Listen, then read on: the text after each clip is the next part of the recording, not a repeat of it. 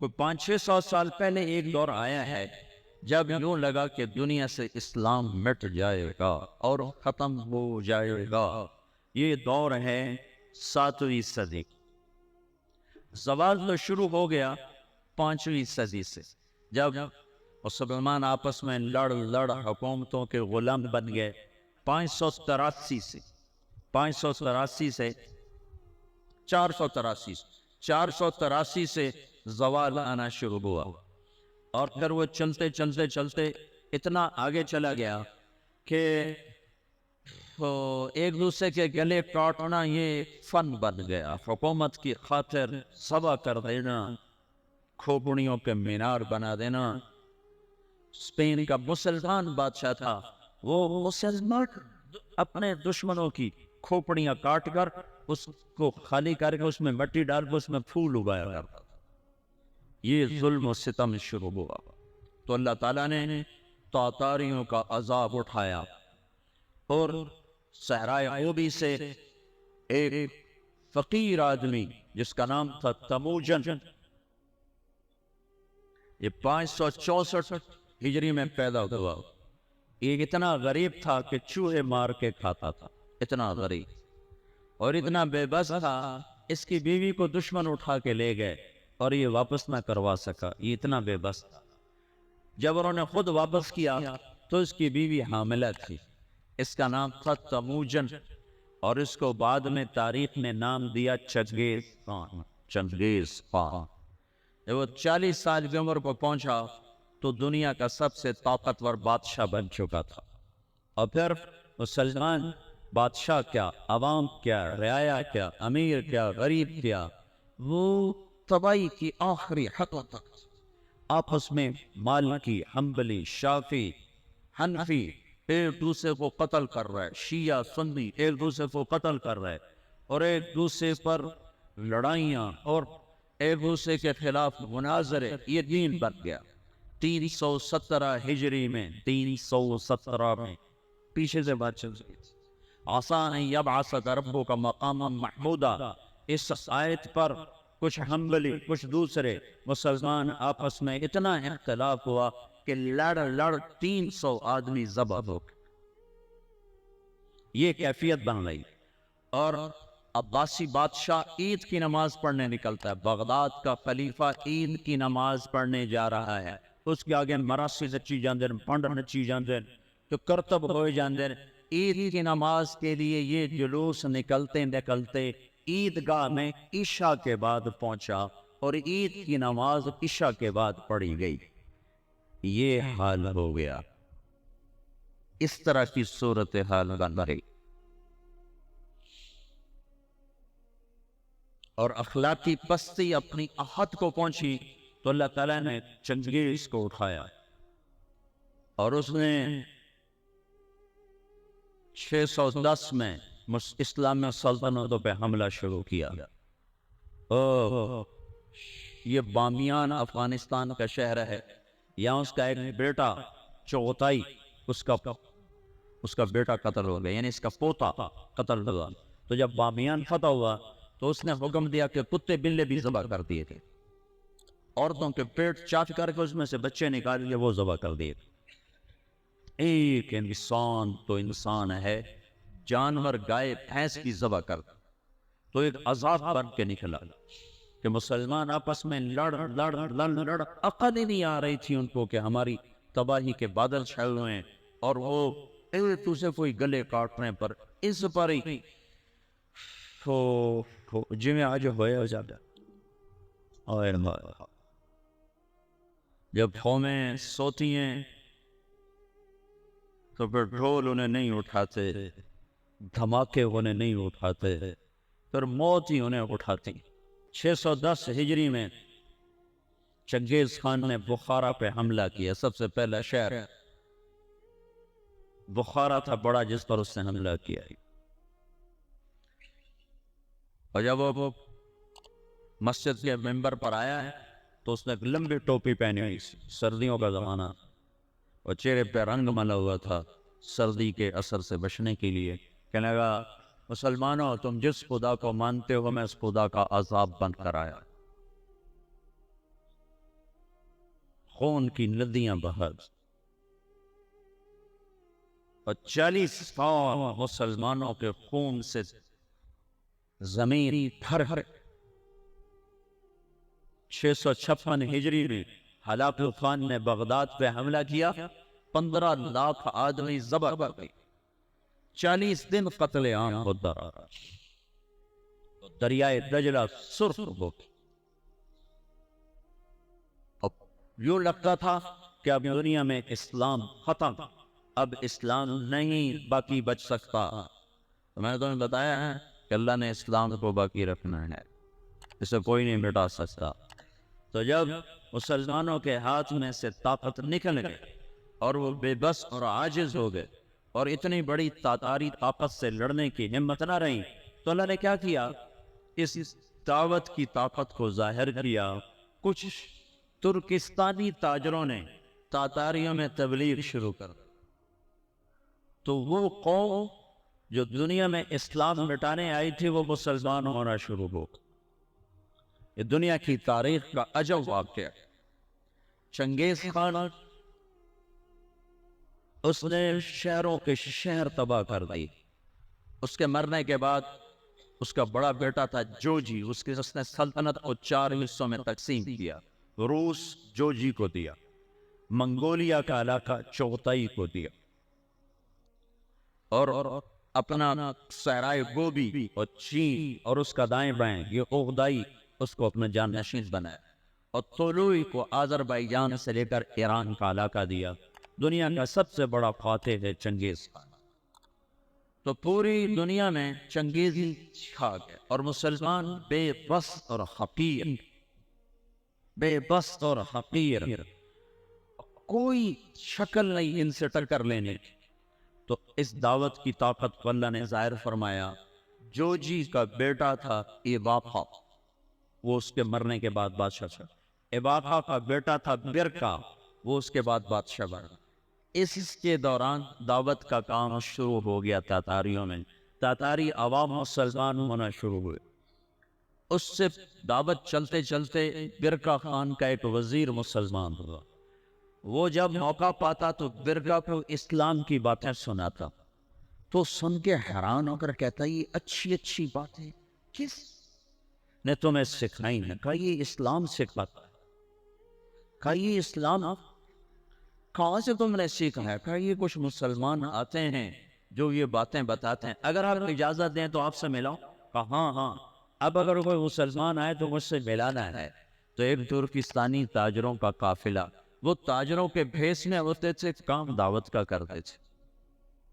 اللہ نے اسلام کو باقی رکھنا ہے، یہ مٹ نہیں سکتا، اسے کون مٹا سکتا ہے۔ عیانورش تاتار کے افسانے سے پاسماں مل گئے کعبے کو صنم خانے سے۔ تو جب وہ قافلے والے آئے تو اس نے برکا خان سے ملایا۔ برکا جو تھا نا، اس نے جب دعوت سنی تو مسلمان ہوا اور پوری روس کی سلطنت میں اسلام پھیل گیا۔ تاریخ لکھنے والے لوگ حیران ہوتے ہیں کہ یہ دنیا میں پہلی دفعہ ایسا ہوا کہ فتح کرنے والی قوم نے اپنے غلاموں کا دین قبول کر ہر کوئی بادشاہوں کا کلمہ پڑھتا ہے، لیکن یہ دنیا کی تاریخ میں پہلی دفعہ ہوا کہ غلاموں کا کلمہ بادشاہوں نے پڑھا۔ تو ایک نسل پوری چنگیز خان کی مسلمان ہو گئی۔ اب ہلاکو جو تھا وہ مصر ایک ہی ملک باقی رہ گیا تھا، وہ اس پہ حملہ کرنے کے لیے لشکر جرار لے کر نکلا۔ تو مصر کے بادشاہ رکن الدین بیبرس نے برکا خان کو خط لکھا کہ ہلاکو ہم پہ حملہ کرنا چاہتا ہے، تو مسلمان ہے ہمارا ساتھ دے۔ تو برکا خان نے ہلاکو کو خط لکھا کہ تو مصر پہ حملہ چھوڑ دے ورنہ میں تم پہ حملہ کروں گا۔ وہ بھی مسلمان ہیں، میں بھی مسلمان ہو چکا ہوں، کلمہ پڑھ چکا ہوں۔ جب یہ خط ہلاکو نے پڑھا تو پریشان ہو گیا۔ اس نے برکا خان کو خط لکھا کہ تمہیں پتہ نہیں ہے کہ چنگیز کا قانون یاسا، اس میں یہ لکھا ہوا ہے کہ کوئی تاتاری دوسرے کے خلاف تلوار نہیں اٹھائے گا۔ تو برکا خان نے اس کو جواب دیا وہ بھی کافر تھا، تو بھی کافر ہے، میں مسلمان ہوں، تو مصر پہ حملہ کرے گا، میں تجھ پہ حملہ کروں گا۔ اب اللہ کا غیبی نظام چلا ہے، اسلام کو کوئی نہیں مٹا سکتا۔ 4 بیٹے ہیں ہلاکو چنگیز کے، جوجی، عقدائی، چغتائی، طولوئی۔ ہلاکو طولوئی کا بیٹا ہے اور برکا اباقہ کا بیٹا ہے۔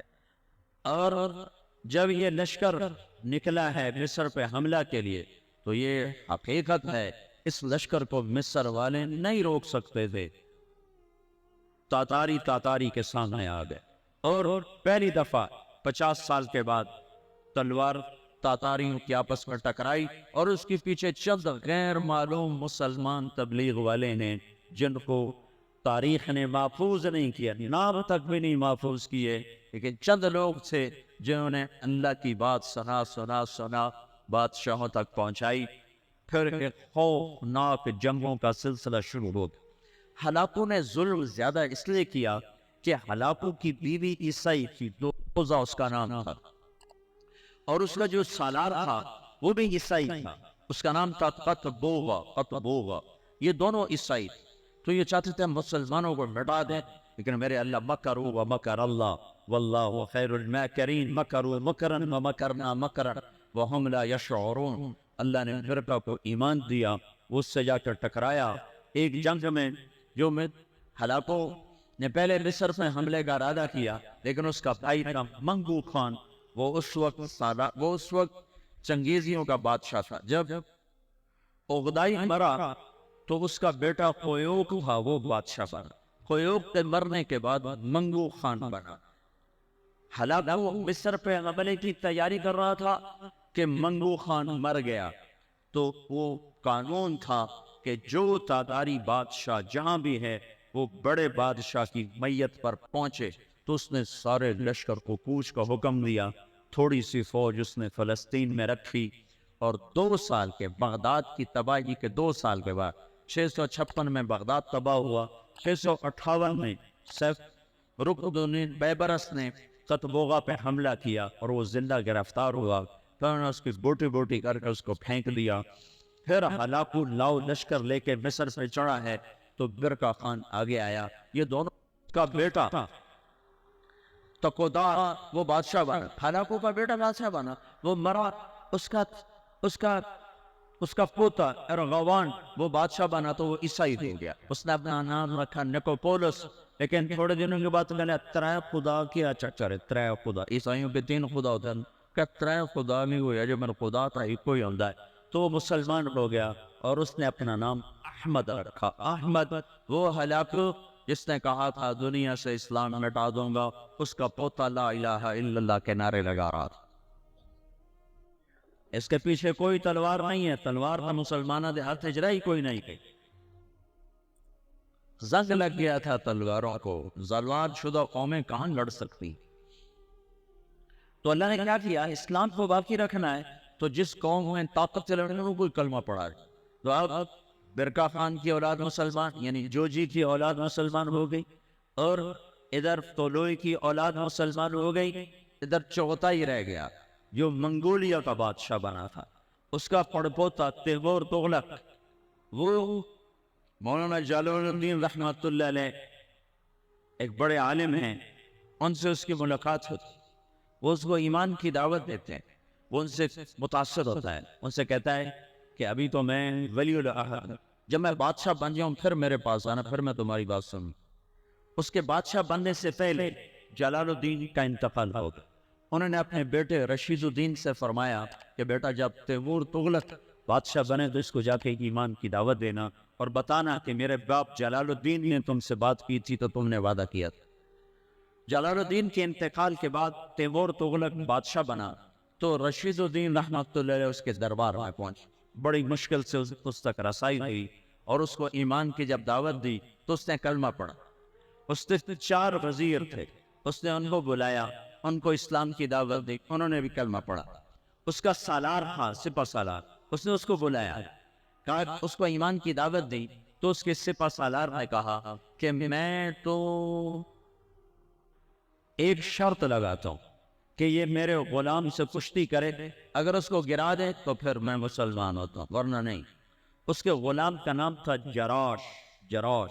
وہ کیسا غلام تھا، وہ 5 سال کا جوان اونٹ بیٹھا ہوا اس کو دونوں ہاتھوں پہ یوں اٹھا لیتے، ساڑھے بول بستر نہیں چاہیا جاتا سلیپنگ بیگ میں آیا تو پورا اٹھائیں چالیں گئے ایڈی بلا.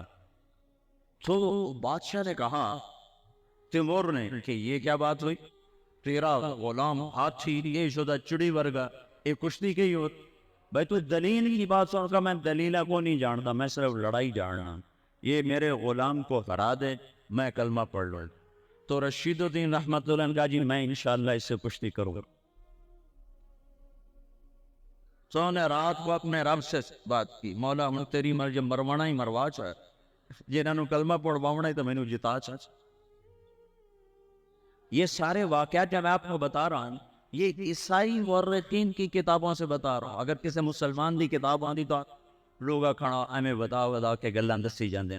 یہ میں آپ کو سارے واقعات عیسائی تاریخ دانوں کی کتابوں سے بتا رہا ہوں, جو لکھتے ہوئے خود حیران ہوتے ہیں کہ پتہ نہیں کی چکر ہے, اسلام میں کیا جادو ہے کہ جو طاقتور کو جھکا. ہسٹری آف اسلام میں کتاب ہے, میں اس سے آپ کی سارا قصہ سنا رہا ہوں. وہ بہت بڑا مورخ تھا سر تھامس, تو یہ تاتاریوں کی تاریخ لکھتے کہتا ہے سمجھ میں نہیں آتا کہ یہ کیسے ہو گیا کہ بادشاہوں نے رعایا کا دین قبول کر لیا. یہ کیا سچائی ہے اسلام. اس نے کہا جی میں لڑوں گا. اگلے دن سورا شہر کٹھا اور رشید الدین چڑی ورگا وہ ہاتھی ورگا سارے آکھنے کے ماڑ کو ہونے ماریا جاؤ ہے. تو جب وہ آمنے سامنے ہوئے وہ ہنستا ہوا اور کہہ لگاتا ہوا آ رہا, اس قریب ہوا ان کو پکڑنے کے لیے انہیں آگے بڑھ کے صرف اس کے سینے پر یوں ہلکا سا موقع مارا, اللہ یوں کا اللہ. تو وہ جراش 3 کلا بازیاں کھا کے گرا تو ڈے کے تو بے ہوش ہو گئے. بادشاہ نے کہا ہاں بھائی ہوں تو سمجھ آ گئی اسلام سچی گل ہے. ہاں 10 لاکھ تاتاری اس بادشاہ کے ہاتھ کلمہ پڑھ کے مسلمان. منگولیا میں اس کی قبر ہے, قبر زائنین منگولیا میں تیمور تغلق کی قبر ہے. اس کی قبر کے اوپر لکھا ہوا ہے یہ وہ خوش قسمت بادشاہ ہے جس کے ہاتھ 10 لاکھ انسانوں نے کلمہ پڑھا. جو قوم دنیا سے اسلام مٹانے اٹھی تھی 50 سال کے اندر وہ سارے کے سارے کلمے میں داخل ہوئے. صرف تاتاریوں کی ایک نسل اسلام سے محروم ہوئی, قبلائی خان. قبلائی خان کی نسل چین کی طرف نکل گئی تو وہ کلمہ پڑھنے سے محروم ہوئے. ادھر جو مسلمانوں کی حدود کے ساتھ تھے سب کے سب کلمہ پڑھنے والے بنے. اسی کو علامہ اقبال نے کہا پاسباں مل گئے کعبے کو صنم خانے سے, کہ جو قوم اٹھی تھی کہ ہم نے دنیا سے اسلام مٹا دینا ہے ان کو طاقت سے نہ کوئی توڑ سکا, ان کو فوجوں سے نہ کوئی توڑ سکا, ان کو کلمے کی سچائی نے غلام بنا دیا. اور ساری کی ساری قوم مسلمان.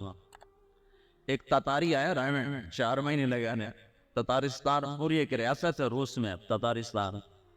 تو انہوں نے مجھے کہا کہ یہ تاتاری ہے. میں نے ان سے پوچھا اس کی زبان تو روسی تھی, تو